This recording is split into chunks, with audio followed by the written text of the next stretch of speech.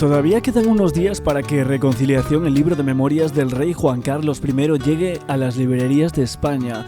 De momento, sin embargo, ha salido del horno y ya se puede comprar en su edición en francés en el país vecino, un libro donde no deja títeres sin cabeza, donde carga todas las tintas, especialmente hacia su querida nuera Leticia Ortiz. Y obviamente va hablando de alguna de sus amantes más notorias, como Corina. El emérito desembucha en su libro y de qué manera, a pesar de que él vuelve a presentarse como una víctima, diciendo: me van a atacar, tengo que comprar un escudo. Espero que mi libro exorcice nuestros demonios que están regresando.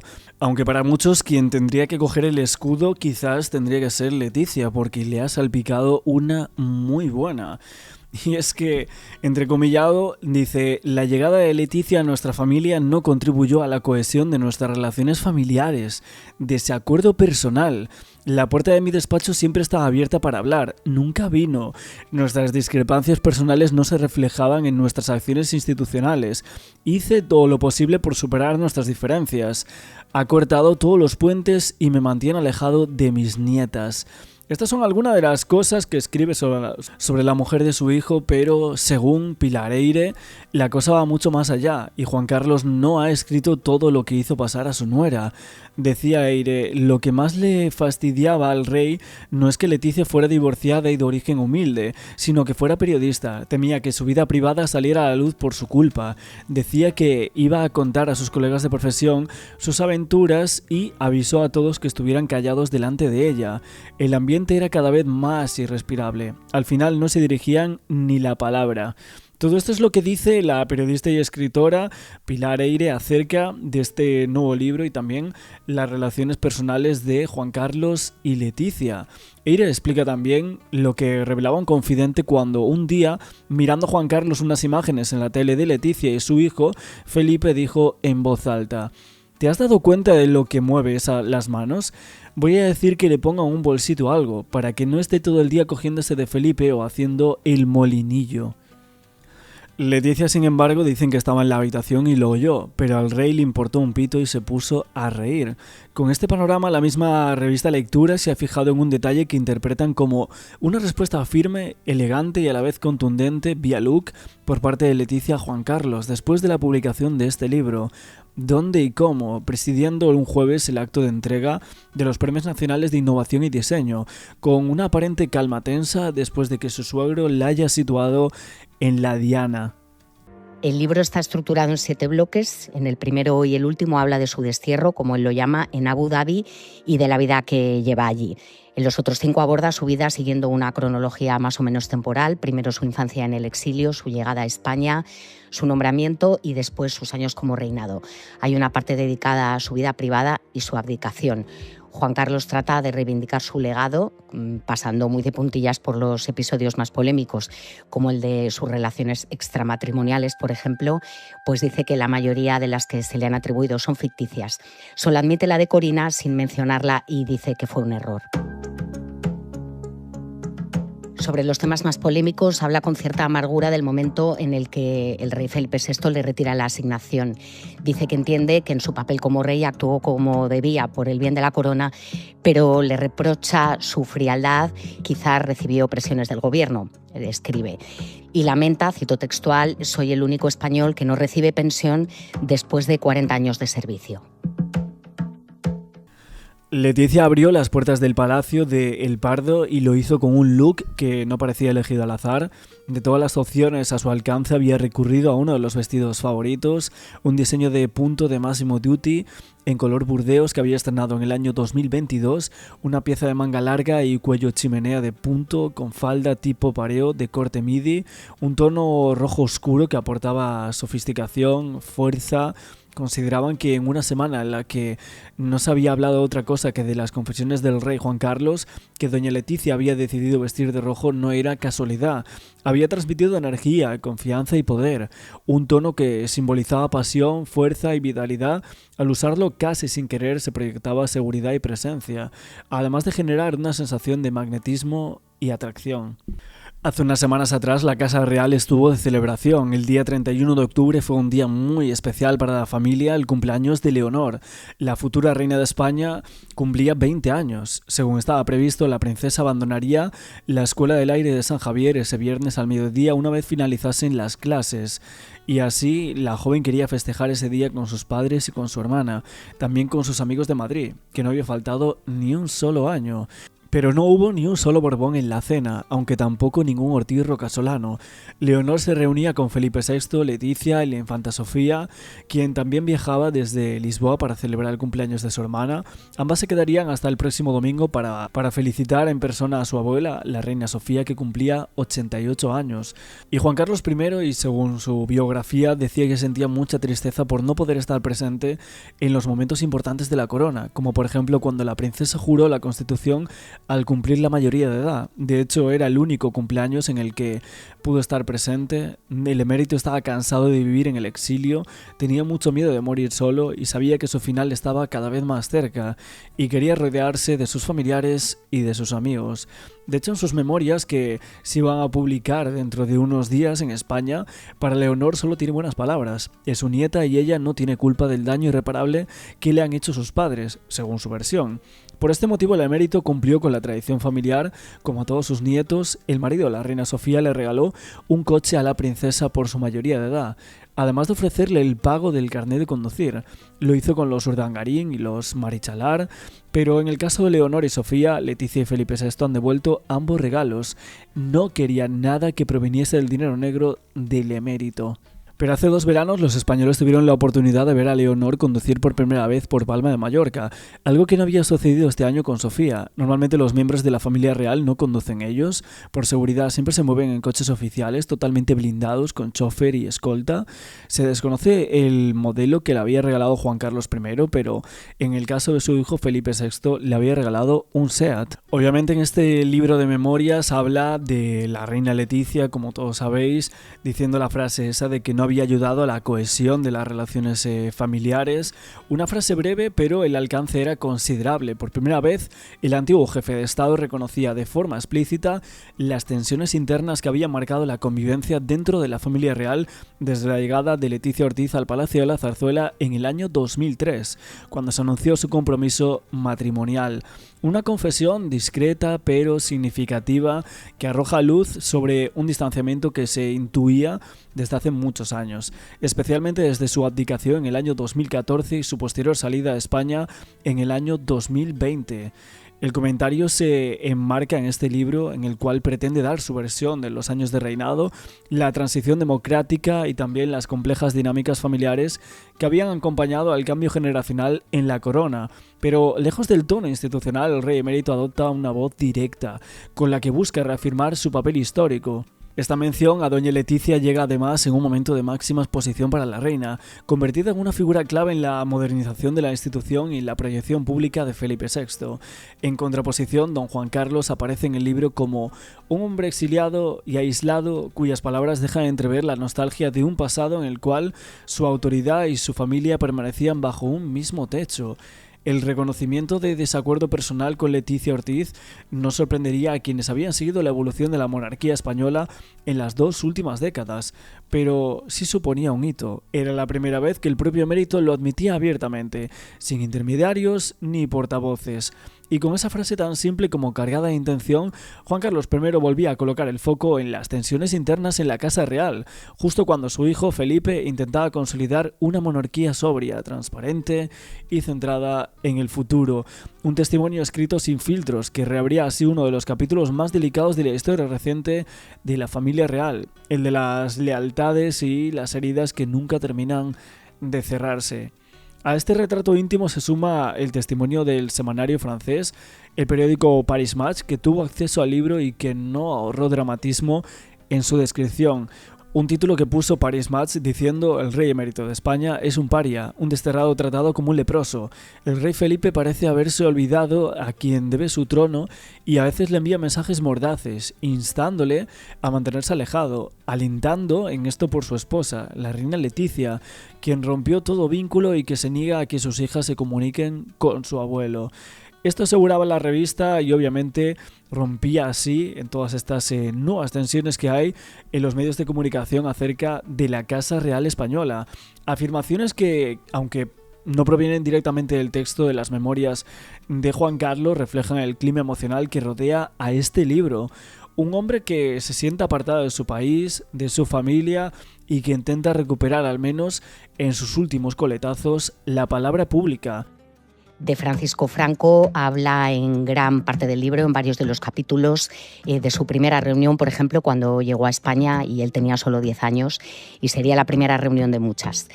Cuando le nombró sucesor a título de rey, esa otra reunión en la que, dice Juan Carlos, se quedó sin respiración y tuvo que aceptar como deber y tuvo también que jurar fidelidad a las leyes fundamentales del régimen porque, textual, no tenía otra opción.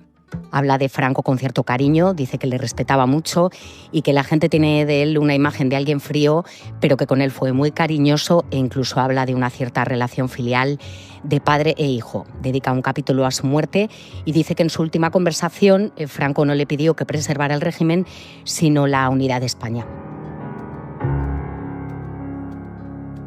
Uno de los eventos más traumáticos de su vida, al que dedica un capítulo, pero de solo 2 páginas, es la muerte de su hermano Alfonso de Borbón, mientras ambos jugaban con un arma.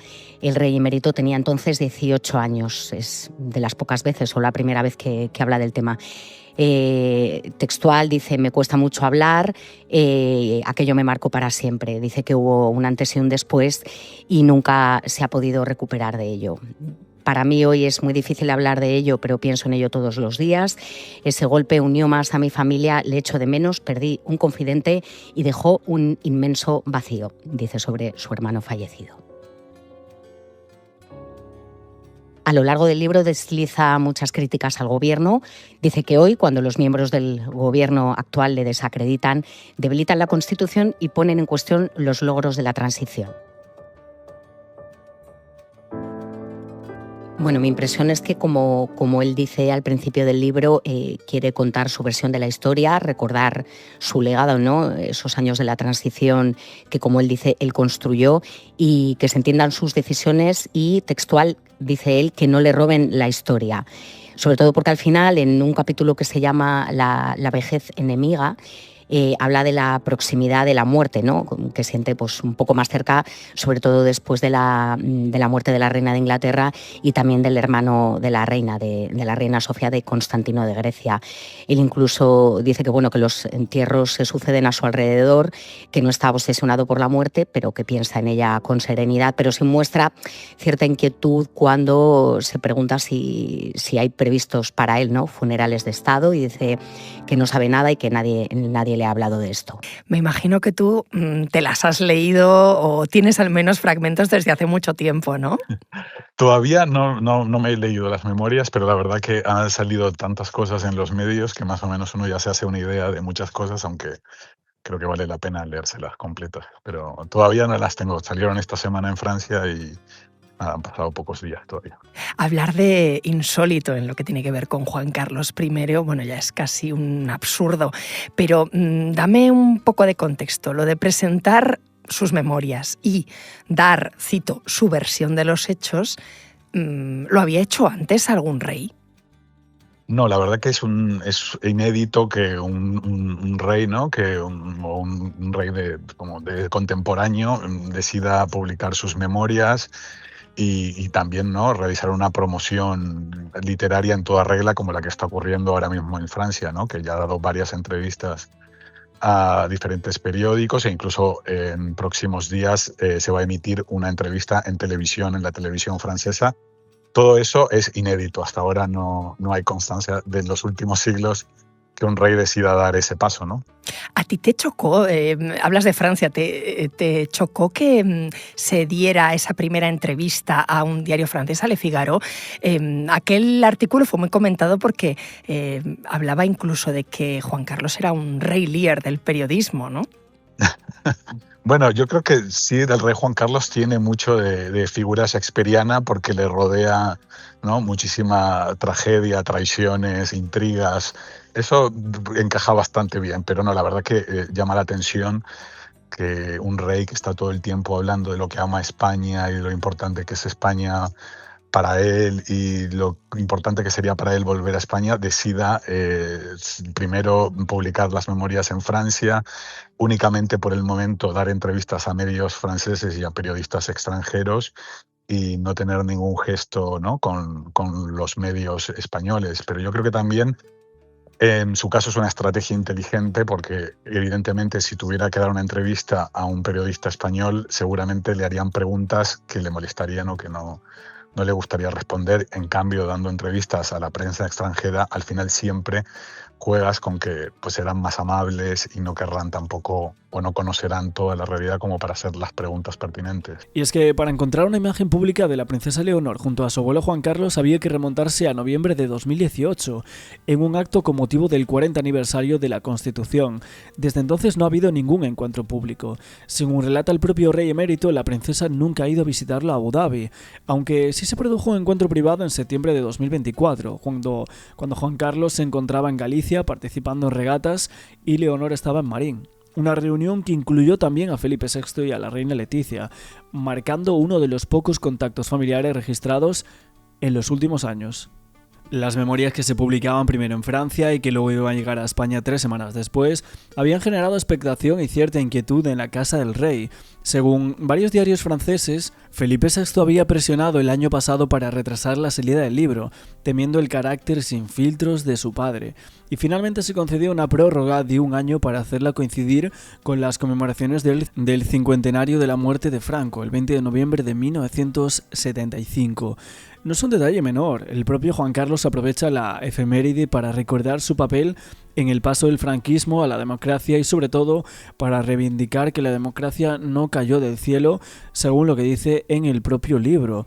Decía: dudé en escribir este libro, pero poco a poco me di cuenta de que los hijos y nietos de mis amigos no tenían la menor idea de Franco ni la transición democrática que le siguió, y sin embargo los años 70 no pasaron hace tanto. Creí necesario dar testimonio directo de lo que viví durante 39 años de servicio a mi país. Recuerda también las palabras de su padre, don Juan de Borbón, diciendo: debes hablar y escuchar a quienes discrepan contigo. Eso es lo único que me repetía una y otra vez. En sus memorias, Juan Carlos repasa su infancia, un internado a los 10 años, su relación casi filial con Franco y su papel durante la transición, que asegura que pretendía desde el inicio pasar página del franquismo. Dice: no escribe episodios clave como el intento del golpe de Estado del 23 de febrero del 1981 ni sus relaciones con líderes internacionales. También habla con franqueza de los años en que concentró todos los poderes de Estado. Dice: durante 2 años tuve todos los poderes, el poder de indultar o refrendar la pena de muerte. No tuve que hacerlo, gracias a Dios, porque en ese momento si hubiera dicho que no, los generales me habrían derrocado. Juan Carlos I aparece en estas páginas como un personaje consciente de su papel histórico, pero también como un hombre herido por la distancia con su país. Dice: mi carácter me hace ver a la gente humanamente, no solo desde un punto de vista político. Fue útil para mi país ser siempre un canal de comunicación e intercambio. Y con la misma mezcla de ironía y desparpajo que siempre le ha caracterizado, añade: me van a atacar, tengo que comprar un escudo. Espero que mi libro exorcice nuestros demonios que están regresando. Aparte de esta entrevista, hemos conocido que en el libro también se hablan de otros temas, como es Corina Larsen, de quien el rey asegura que esta relación fue un error que lamentaba amargamente, que podía parecer trivial, pero a muchos hombres y mujeres se les había nublado el juicio hasta el punto de no ver lo evidente. Que decía: para mí tuvo un impacto perjudicial en mi reinado y en mi vida. Ha erosionado la armonía y la estabilidad de estos dos aspectos esenciales de mi existencia, lo que finalmente me ha llevado a tomar la decisión de abandonar España. ¿Crees que ha conseguido mantener una imagen mejor, más amable fuera de España que aquí? Sin duda, o sea, basta leer lo que se ha publicado en Francia en las entrevistas y es un tono muchísimo más amable y benigno y condescendiente con el relato que él quiere contar, mientras que en España, pues un repaso de los medios y de todo lo que se ha publicado hasta ahora es un tono bastante más crítico. Incluso periodistas y medios que se podrían considerar monárquicos son críticos con lo que está contando él en las memorias y con cómo lo está contando. Quiero que me hables no solo del libro, sino sobre todo lo que rodea a la publicación, ¿no? En la entrevista que le hicieron en El Figaro a Juan Carlos I, decían que Felipe VI presionó para que no coincidiera la publicación de las memorias con el 50 aniversario de la muerte de Franco. Y también que el propio Juan Carlos I dudó si escribir el libro o no. ¿Existieron presiones?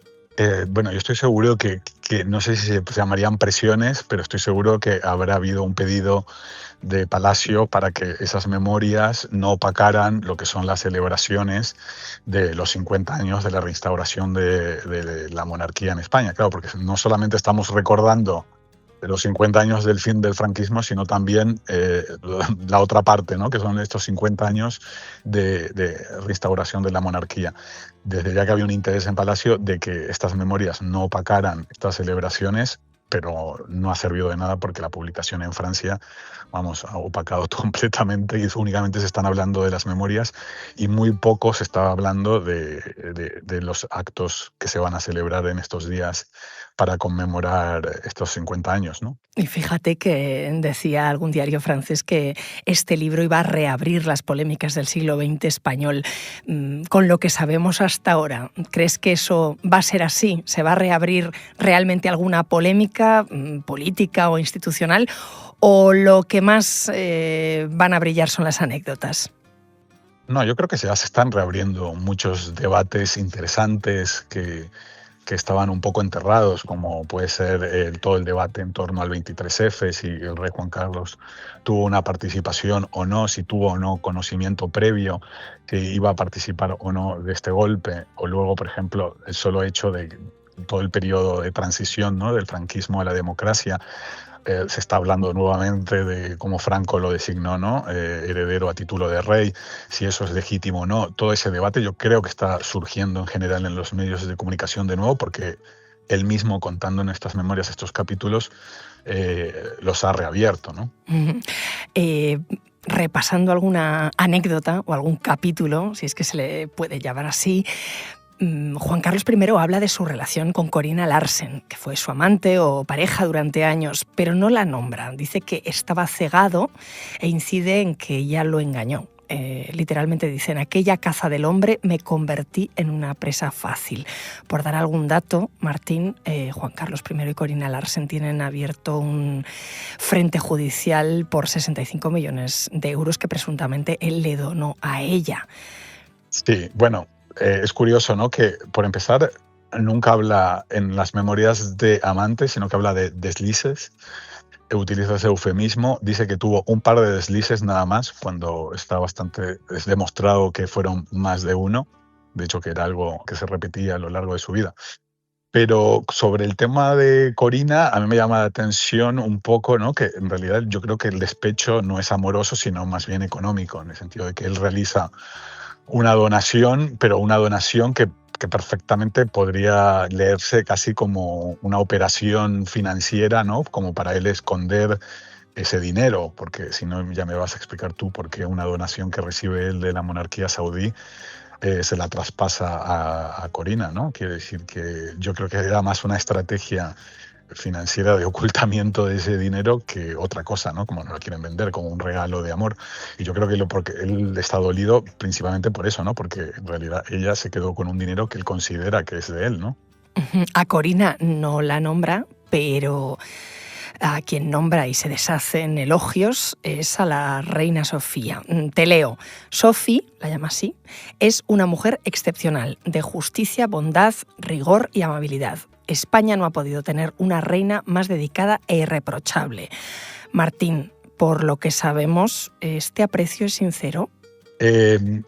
Yo creo que siempre que se habla de la reina Sofía se habla de ella como una gran profesional, y en parte ese argumento mucha gente lo sostiene precisamente porque no abandonó ese matrimonio, porque siguió adelante pese a las infidelidades y las traiciones y los desprecios que sufrió de su marido, del rey Juan Carlos, lo cual es bastante machista si lo pensamos, ¿no? Yo creo que en los comentarios del rey Juan Carlos hay bastante de ese machismo y de ese egocentrismo de agradecerle a ella por haber aguantado, ¿no? Por haber seguido ahí pese a todo, lo cual es un mensaje, pues, bastante triste, ¿no? De hecho, quiero decir, la reina Sofía no ha ido a visitarlo a Abu Dhabi.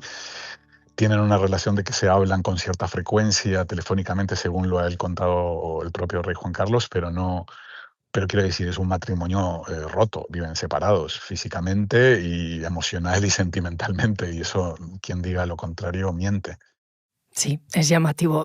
También me ha parecido llamativo que elogie o agradezca al dictador Francisco Franco. Dice, te leo textualmente, le respetaba enormemente, apreciaba su inteligencia y su sentido político. ¿Alguna vez se había atrevido a ir tan lejos? No, la verdad que es la primera vez, y además es bastante impactante, ¿no?, que 50 años después el rey no haya sido capaz, ¿no?, de revisitar ese capítulo y de tener cierto sentido crítico, o por lo menos recordar ¿no?, a todas las víctimas del franquismo, a todas las personas perseguidas, a todas las personas que murieron, no solo durante el franquismo, sino durante la guerra civil. Quiero decir que es muy llamativo que él no tenga la capacidad, ¿no?, ni la sensibilidad de reinterpretar o de revisitar y revisionar esa historia y de tener un punto al menos mínimamente crítico sobre todo lo que fue el franquismo, ¿no? Otro aspecto que nos afecta a todos, ¿no?, son sus escándalos económicos. Juan Carlos I habla de que las acusaciones de cobro de comisiones eran totalmente infundadas y que por eso decidió marcharse a Abu Dhabi. En esto directamente estamos viendo que ha faltado a la verdad, o al menos que ha distorsionado la realidad, ¿no? Bueno, en las memorias tengo entendido que solamente él aborda el tema de la donación, de este regalo de $100 millones que le hace la monarquía saudí, que él reconoce que no las rechazó y que era un obsequio, ¿no?, entre reyes hermanos. Pero sí es curioso que también dice que no entiende por qué no puede volver a España cuando en realidad él no tiene cuentas pendientes con la justicia. Bueno, es todo un poco parcial en el sentido de que es verdad que no se lo puede juzgar por todo lo que hizo durante 40 años como rey, porque él goza de una inviolabilidad. Entonces, es fácil decir que no tienes cuentas pendientes con la justicia cuando en realidad la justicia tampoco puede investigarte, ¿no? Pero sí hay muchísimos indicios de que la donación saudí no fue la única. Quiero decir que afloraron en estos años otro tipo de actividades económicas que tuvo el rey en el extranjero y que de aquí no se tenía conocimiento. Entonces, el primer objetivo de estas memorias pueden ser limpiar su imagen. Sin duda. Creo que este libro únicamente está escrito para él intentar limpiar su imagen, defenderse de las acusaciones, pero claro, es una forma de defensa en la que en realidad no hay repregunta, porque este libro lo ha escrito él, pero nadie en España va a poder preguntarle o enfrentarlo a las contradicciones o a las falsedades o que se digan en el libro. Entonces creo que es una manera bastante sencilla, ¿no?, de limpiar la imagen, en el sentido de que él escribe eso, ahí queda para la posteridad, pero nadie aquí va a poder repreguntar sobre nada de lo que ha escrito.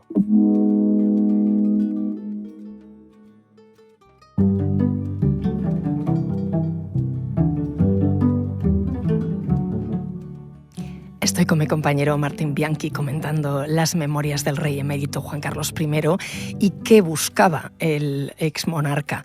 Hace poco, Martín, tú entrevistabas a la escritora Bárbara Arena, que acaba de publicar un libro que se basa en la figura de Juan Carlos I. Se llama Un adiós, es un libro de ficción, pero ella traza lo que podrán ser los últimos días del rey y los describe como, cito, retorno al país, reconciliación en privado, rutina discreta.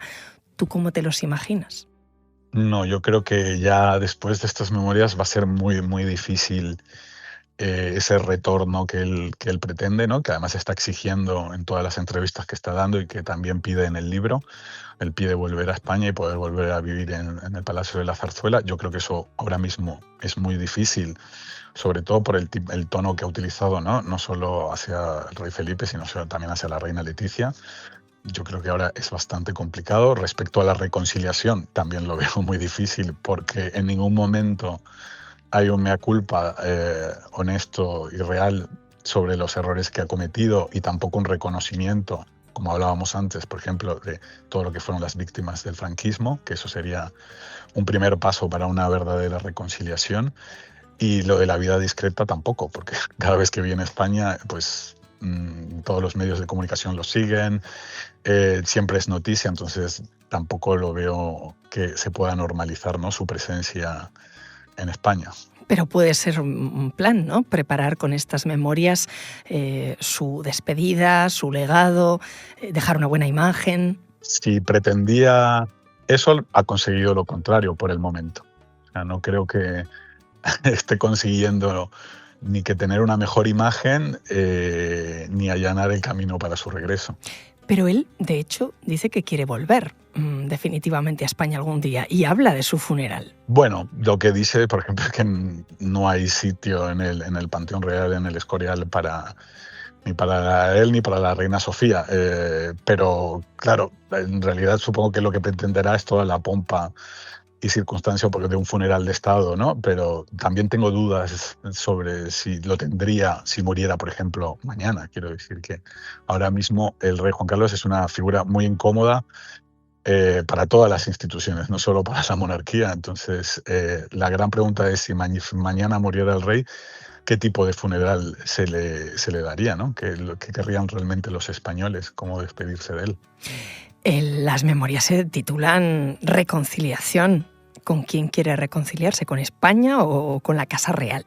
Bueno, él dice que quiere reconciliarse, ¿no?, con todos, quiere reconciliarse con su familia y quiere reconciliarse con los españoles y también con la historia, ¿no? Yo también veo bastante complicada esa reconciliación ahora mismo. En realidad yo creo que el rey Juan Carlos nadie le está prohibiendo que vuelva a España, ni que venga de visita, ni que quiera vivir aquí. Otra cosa es que quiera volver a vivir en el Palacio de la Zarzuela o que quiera nuevamente cobrar una asignación. Creo que lo que es imposible ahora mismo, que él sea un residente en el Palacio de la Zarzuela o que vuelva a cobrar una asignación oficial, que son las cosas un poco que él está reclamando, ¿no? De hecho, se queja en las entrevistas de que es el único español que no está teniendo una jubilación después de haber trabajado 40 años. Yo creo que le está pidiendo eso, volver a vivir en el palacio y volver de alguna manera a reinsertarse en lo que es la familia real y en su actividad, lo cual, después de todo lo que ha escrito y contado en este libro, es sencillamente imposible. Gracias, Martín.